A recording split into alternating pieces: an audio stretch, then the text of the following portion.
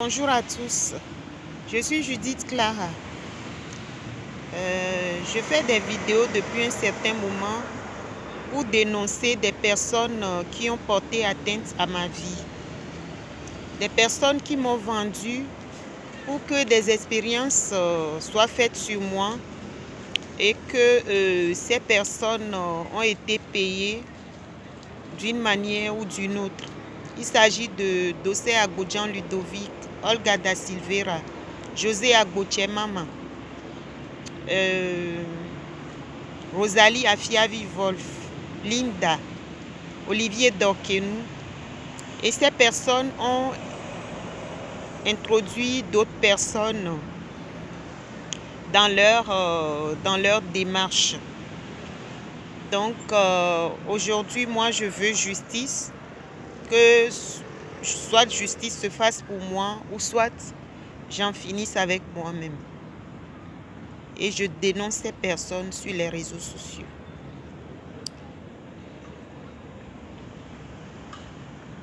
La plupart de ces personnes sont des Togolais, des Africains. Donc, je fais des vidéos en ce moment en français. Je résume en français puisque j'ai fait des vidéos la grande partie en Mina déjà. J'en ai fait plusieurs en Mina du Togo dans lesquelles j'ai expliqué ce qui s'est réellement passé. Voilà, là, je ne fais que des résumés en français. Le tribunal m'a envoyé au centre Georges Devereux et Agodjan Ludovic est allé voir M. Nkpati. Je ne sais pas ce qu'il lui a dit concrètement, sauf que c'est par Olga da Silveira que c'est elle qui m'avait rapporté certaines choses, certains propos de la part de Agodjan Ludovic.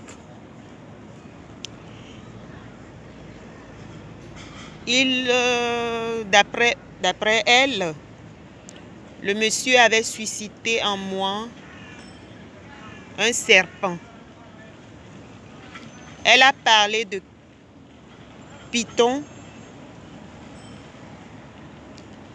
et d'autres personnes m'ont parlé du serpent constrictor.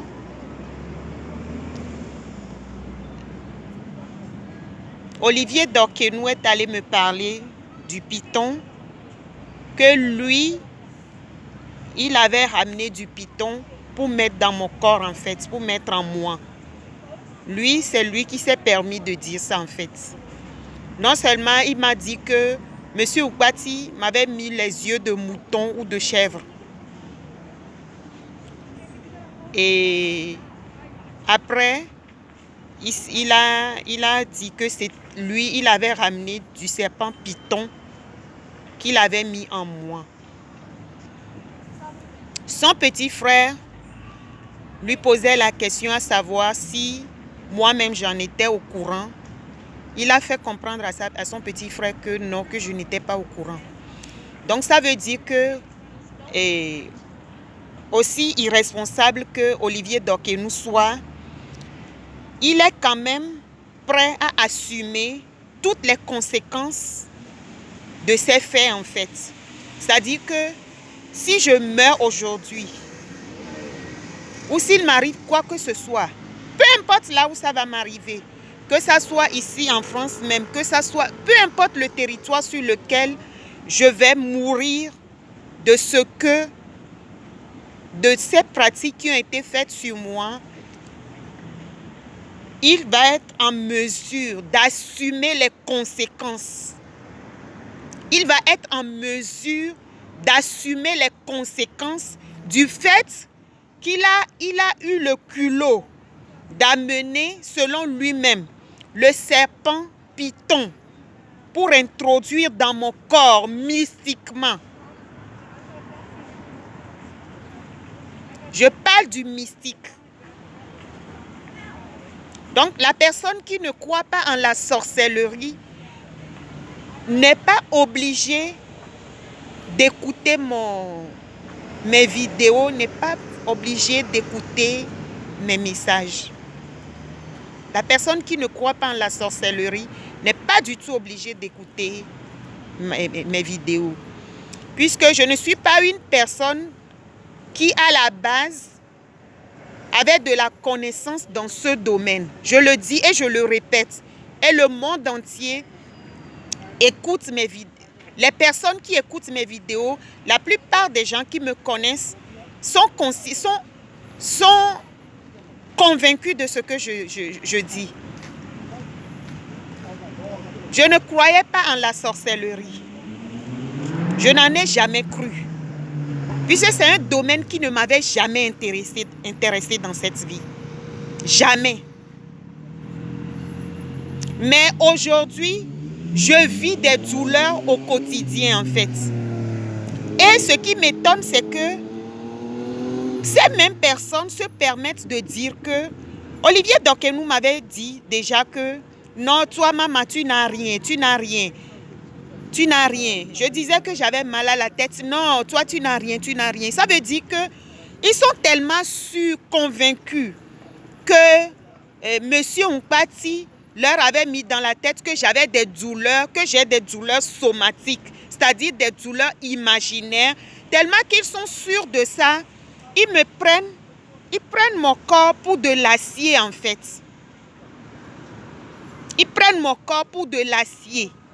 Ils prennent mon corps pour le fer. Même le fer, même l'acier, dégage des énergies.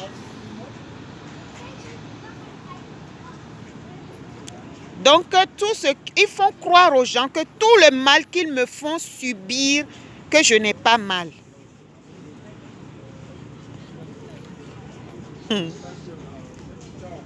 Donc, quand je vais... S'il m'arrive quoi que ce soit, je dis bien s'il m'arrive quoi que ce soit, je n'arrête pas de citer les noms des personnes. Agbodjan Ludovic, Dossé, Olga da Silveira, Linda, Rosalie Afiavi-Wolf, Olivier Dokenou. Ce sont ces personnes-là qui ont associé d'autres personnes pour me faire du mal. Ouais. Ils ont dit qu'ils vont m'éduquer. Olivier Dokenou, dans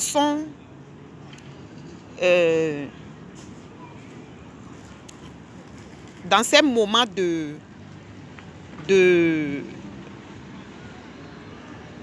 les plus, comment je vais le qualifier même, c'est-à-dire d'inconscience totale. Une personne qui, quand il boit de l'alcool, il le boit avec toute sa tête. C'est lui qui dit qu'il veut mon cerveau. C'est eux qui disent qu'ils veulent mon cerveau. Donc, ils pensent que le cerveau qu'ils m'ont enlevé, arraché, que ça m'était tombé du ciel. Ils pensent que le cerveau qu'ils m'ont arraché, c'est-à-dire ils m'ont déchiré en fait. C'est des gens qui m'ont déchiré. Je parle du mystique. Ils m'ont déchiré. Je suis allée chez M. Mpati. Il m'a déchiré. Il m'a opéré mystiquement. Ils sont allés chercher le meilleur de moi-même. Tout ce que la vie m'a réservé, tout ce que j'ai fait de ma vie. Ils ont tout arraché. Et puis, Linda s'est permise de me dire que tout ça ne peut pas être pour une seule personne.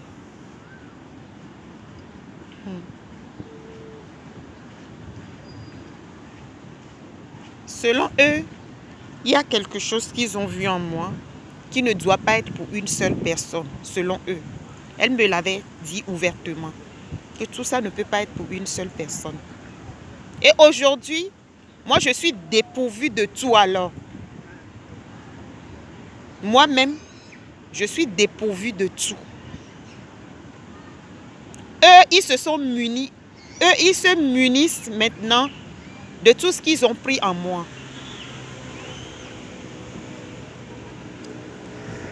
Je vous avais expliqué le cas d'un Malien, d'un marabout, que Dossé Agbodjan Ludovic avait payé, qui était venu ici. Il avait fait sa part. Lui, il avait dit dans le temps que, je ne sais pas si j'ai dit cette partie en français, mais dans le temps, il avait dit, comme je ne savais pas que lui, il était en train de pratiquer sur moi. Maman, bon, c'est un de mes... Il m'a appelé comme ça. Je suis en train de prendre ta tête de lion. Je m'en vais au Mali avec ça pour aller faire la politique. Et moi, j'étais là, ma tête de lion. C'est quoi ma tête de lion? Oui, mais je prends ta tête, non? Je prends ta tête pour aller faire la politique. Puisque dans le temps, il m'avait dit que il ne faisait pas le maraboutage et tout. Et que lui, quand on s'était revu ici, que lui, il était devenu politicien, qu'il était même du Sénat de son pays au Mali là-bas. Et il avait pris quelque chose en moi. Il y avait une dame qui était venue ici. La dame, elle est voyante. J'étais allée voir la dame. C'est une dame chez qui j'étais allée avant d'arriver en France ici. C'est une dame qui ne voulait pas que je vienne en France. Par la fille, ma copine, ma soi-disant copine, mon ex-copine, que je prenais pour une amie. La dame ne voulait pas que je vienne c'est-à-dire avec la lettre d'invitation qu'elle m'avait envoyée. Elle ne voulait pas. Mais comme j'étais allée voir la dame à la dernière minute, toute dernière minute, elle avait vu tous ces malheurs devant moi.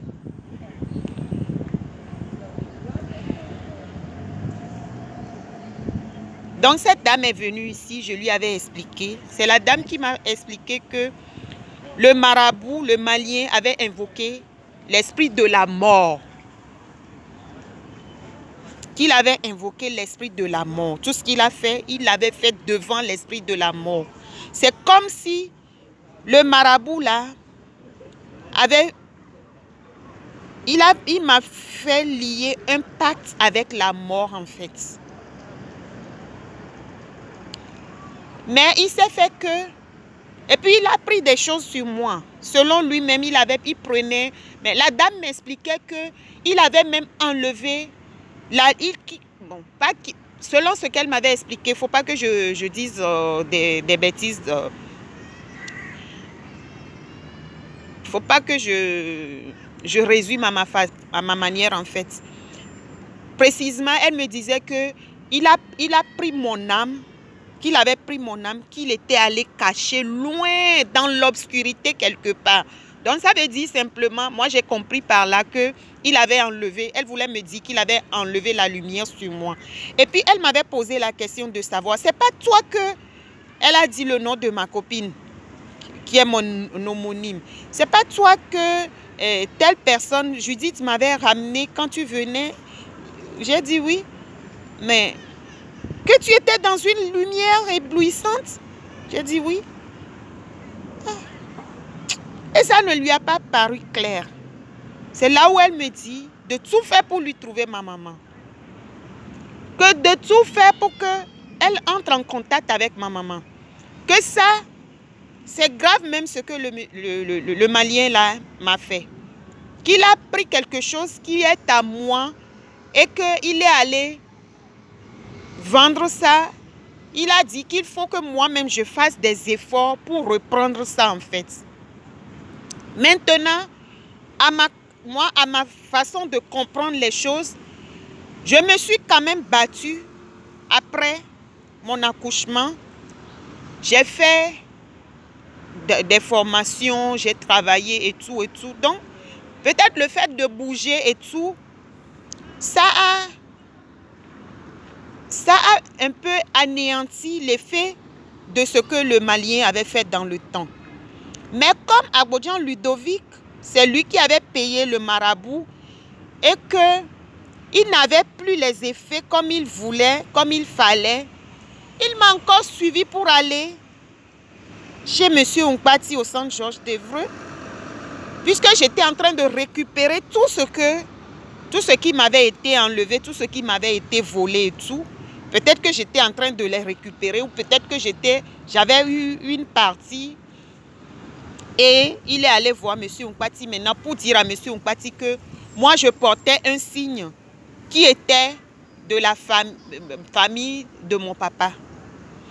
Moi avant, je voyais tout dans les rêves, dans les songes, tout ce qui devait m'arriver. C'est-à-dire tout ce qui me concernait, c'est pas à quelqu'un de me le dire en fait.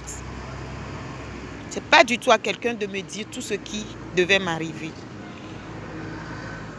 Et les personnes qui étaient autour de moi, avec qui je m'entendais bien, une personne que je prenais au sérieux, s'il devait lui arriver un malheur ou quoi que ce soit, j'étais au courant. J'étais au courant. Par songe généralement. Quand ma fille est née, un moment, c'est vrai que je n'avais plus de trucs là, mais quand j'ai recommencé mes activités et tout, je me remettais. Je me remettais tout doucement et puis j'ai commencé même pas à voir ma fille même en songe et tout. Pour la petite histoire,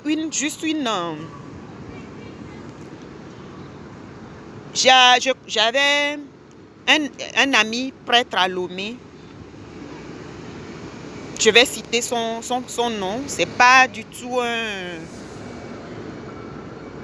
Je ne raconte pas du n'importe quoi sur les réseaux sociaux. Il s'appelait Elegbede. C'est un prêtre catholique qui s'appelait Elegbede. Bon. Je m'entendais tellement bien avec lui que quand j'allais souvent à Cotonou, je descendais même chez sa maman. Sa maman était très gentille avec moi. Très gentille avec moi. Sa maman était super. Elle m'aimait vraiment, cette dame. Donc, comme j'ai compris qu'elle m'aimait, je l'aimais aussi. Une fois, je me suis réveillée. Après, j'ai voulu m'endormir un tout petit peu avant de me réveiller, commencer mes activités. Et puis, j'ai eu un songe. Comme quoi, moi, en fait, peut-être que mes songes n'avaient pas les mêmes explications chez d'autres personnes. Pardon, puisque je n'avais jamais eu de livre d'interprétation de rêve. Mais j'avais des explications de mes rêves à moi-même, à ma façon. Ou sinon, quand je voyais des choses, quand on me montrait des choses et que ce n'était pas clair pour moi, je voyais certaines choses et tout. Pas que ce n'était pas clair. Je voulais comment faire pour m'en sortir. Je priais en moi-même, je parlais en moi-même, je disais, mais moi, si cette situation doit m'arriver et que je ne pourrai pas, comment je vais faire pour m'en sortir? Montrez-moi alors comment je vais faire pour m'en sortir. Et puis, quand un sommeil léger va me reprendre au même moment, je voyais comment est-ce que je devais m'en sortir. Donc, je n'avais besoin de personne en fait. Je n'avais besoin de personne pour ma vie, pour quoi que ce soit. Bon, donc, je me suis rendormie un peu le matin là. Et j'ai rêvé que j'ai vu la maman de ce prêtre. C'est un prêtre salésien. que j'ai vu sa maman. Et puis, sa maman me disait de lui coudre, de lui faire des vêtements en fait. Donc, j'avais cousu, j'avais appris à coudre, je cousais. Donc, je lui avais fait des vêtements. Et puis, elle me disait tout neuf, tout neuf, tout neuf. Et j'ai fait des trucs tout neuf pour elle. Alors que dans moi, mais tout ce qui était rêve pour moi, rêve, songe, tout ça là, j'avais dans la tête que faire des nouveaux vêtements, c'est un deuil en fait. Donc quand je vois une personne qui s'habille propre, vient devant moi, soit je vais apprendre que la personne ne va pas bien, soit la personne est décédée. Donc le matin là, tout ce que je dis que ça peut être vérifié. Père Elegbede, Abbé, tout le monde l'appelle Abbé. Abbé Elegbede était un prêtre salésien qui était sur ma paroisse Maria Auxiliatrice de Gbenyedi. Donc, je me suis réveillée le matin là. Quand j'ai vu ça, je me suis réveillée tout de suite. Je me suis réveillée, j'ai réfléchi juste 5 minutes. 5 minutes. Vite fait. J'ai pris mon téléphone. J'ai composé son numéro. Bonjour. Je n'ai même pas eu le temps. Il n'avait jamais oublié. Il a dit que je n'ai même pas eu le temps de lui dire bonjour. Je ne lui ai pas dit bonjour. J'ai dit, et ta maman? Tu as les nouvelles de ta maman? Ta maman, tu as les nouvelles de ta maman? Ta maman va bien? Et comme il me connaissait un peu, il a dit, attends, raccroche. Non, je n'ai pas de ces nouvelles. Raccroche. Je te rappelle. Raccroche. Je vais appeler Cotonou. Donc, il a appelé Cotonou. Dès que j'ai raccroché avec lui, il a appelé Cotonou pour prendre les nouvelles de sa maman. Quand il téléphonait, personne ne décrochait puisqu'elle était gravement malade. Gravement malade. Personne ne décrochait. Donc, il a fallu qu'il appelle une autre de ses sœurs pour que sa sœur, cette dernière, se déplace jusqu'à chez leur maman. Et après, ça s'est bien terminé. Ça s'est très bien terminé. Ça, franchement, j'étais contente pour la suite. Et moi, il ne me rappelait pas tout de suite. Alors que pendant ce temps, il était en train d'appeler, ça ne décrochait pas chez sa maman. Et moi, j'étais en train de l'appeler au téléphone, puisque je voulais vraiment avoir les nouvelles de cette dame. Et par fini, ils l'ont amenée à l'hôpital. Sa sœur était allée trouver leur maman très malade. Et puis, elle l'a amenée à l'hôpital et tout. Donc, pour vous dire jusqu'à quel point je n'avais pas besoin de quelqu'un pour vivre. Je n'avais pas besoin de quelqu'un pour m'annoncer quoi que ce soit. Je n'avais pas besoin de quelqu'un. J'étais autonome. Mais aujourd'hui, je ne rêve même plus. Je ne fais même plus de rêve. C'est-à-dire, c'est même pas que je ne fais même plus de rêve d'une manière ou d'une autre. Il n'y a plus de rêve dans mon cerveau. Tout m'a été arraché. Il n'y a plus de connaissances, il n'y a plus d'imagination, plus rien. Et ces personnes disent que moi, je portais un signe de la République togolaise ou de la République française ou du village de mon feu papa ou de ceci ou de cela. Ma vie est complètement détruite aujourd'hui. Aujourd'hui, ma vie est complètement détruite. Et c'est Olivier Dankenou qui s'est permis d'aller me dire d'aller dire à son petit frère devant moi que c'est lui qui m'a ramené le python. C'est lui qui a ramené le python pour mettre dans mon corps. C'est-à-dire que juste pour détruire ma vie, juste pour me partager ma vie.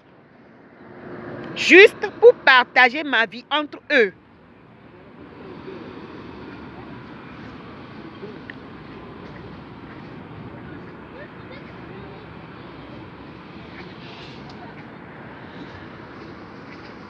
Aujourd'hui, il n'y a plus de connaissances dans mon cerveau. Aujourd'hui, je n'ai même plus d'imagination. Aujourd'hui, tout peut m'arriver à tout moment. Je ne fais plus de rêves, je ne fais plus de songes, je ne fais plus rien. Je suis devenue comme un cadavre.